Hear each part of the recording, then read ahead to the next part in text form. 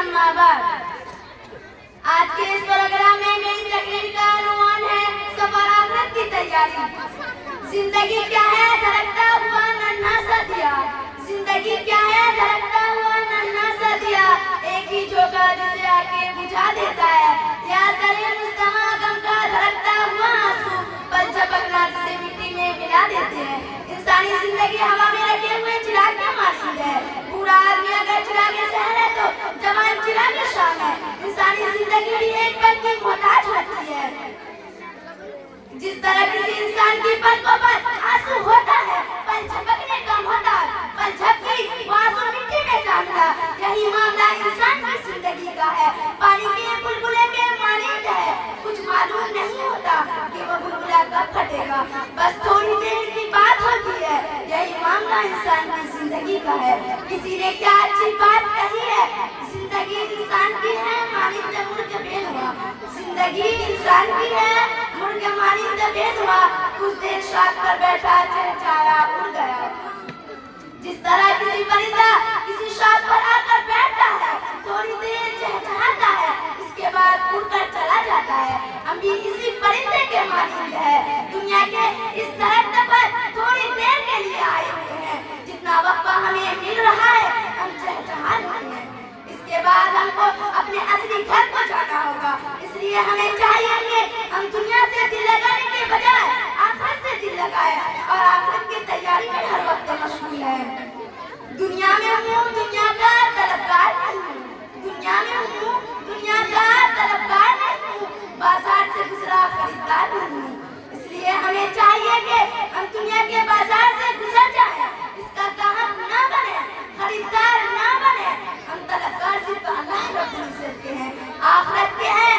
दुनिया तो मुसाफिर खाना है, ये इम्तिहान गाह है। अब दुनिया उदारुल मुहीन हो, दुनिया इम्तिहान गाह है। इस चीज का नहीं, तफरी का नहीं, कयाम का नहीं, आराम का नहीं, ये इम्तिहान गाह है। अफसोस के हमने इसे चरागाह बना दिया। हम समझते हैं हम दुनिया में खाने पीने के लिए पैदा हुए, बस खाना पीना और मौज मेला। याद रखिएगा कुछ लोग दुनिया में खाने पीने के लिए पैदा हुए हैं और कुछ लोग जिंदा रहने के लिए खाते पीते हैं। तो हम जिंदा रहने के लिए खाए पिए और अपने मकसद को अपने सामने रखें।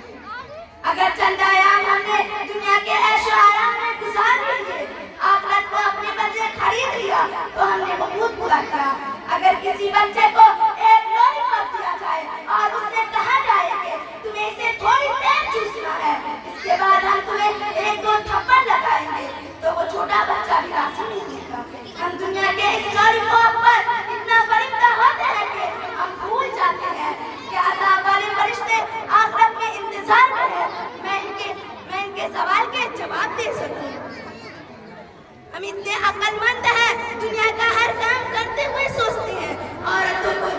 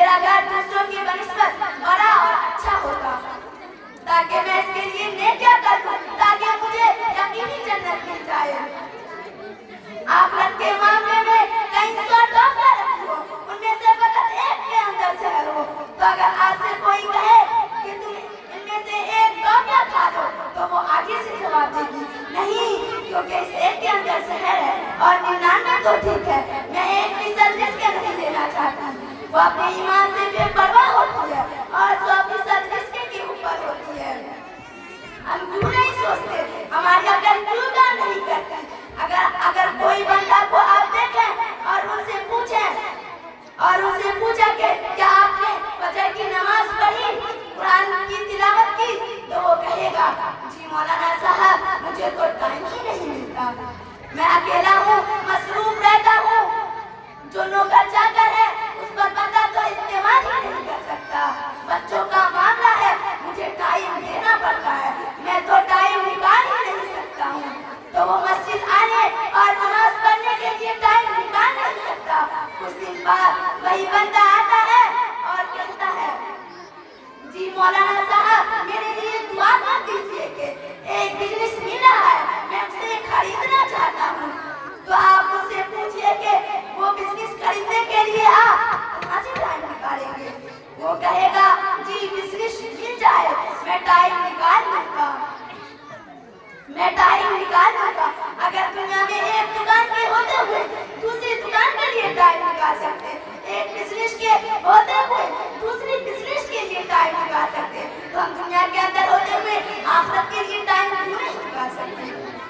हकीकत ये होती है कि दुनिया की चीजें हमारी नजरों के सामने होती है और आखिरत की चीजें पर्दे में है, इसलिए इंसान इसके ऊपर कमजोर यकीन होने के बावजूद इस पर इस्तेमाल नहीं कर सकता।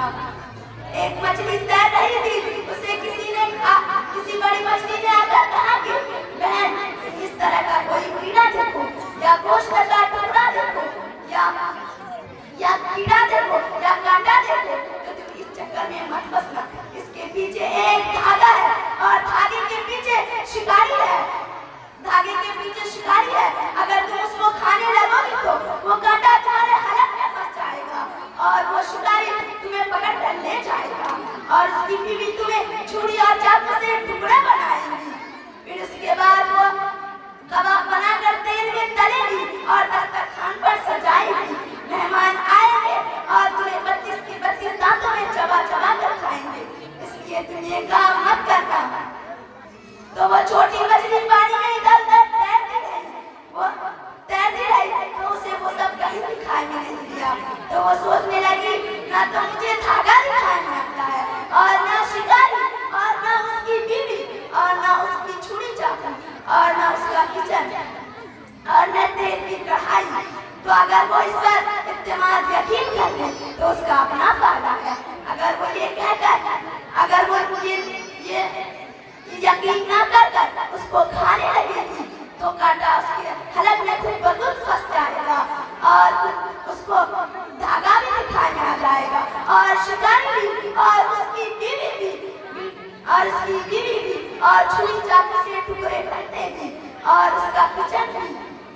बिल्कुल इसी तरह नबी करीम सल्लल्लाहु अलैहि वसल्लम ने फरमाया, ऐ लोगों जब तुम में से किसी बंदा मरता है तो उसे जन्नत से भी फरिश्ते लेने आते हैं और जहन्नम से भी फरिश्ते लेने आते हैं, अगर वो नेक इंसान है तो उसके रूह को जन्नत के फरिश्ते लेकर जाते हैं, अगर वो बुरा है तो उसके रूह को जहन्नम के फरिश्ते लेकर जाते हैं।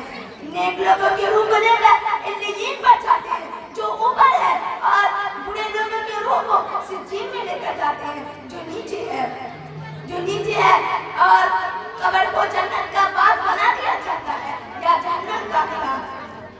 और जब कयामत कायम होगी उस दिन अर्श के साए के सिवा कोई भी साया नहीं होगा और जहन्नम और जो लोग नेक होंगे उसको जन्नत में डाल दिया जाएगा और जो लोग बुरे होंगे इसके कब्र को जहन्नम का गड्ढा बना दिया जाएगा।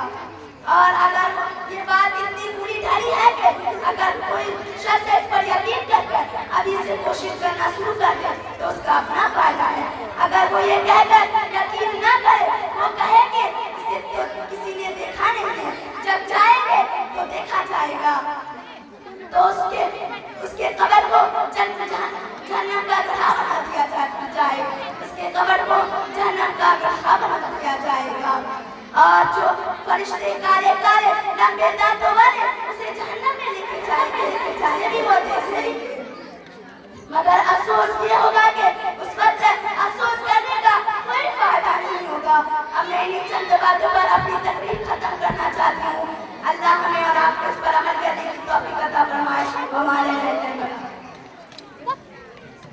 माशाअल्लाह, बहुत खूब।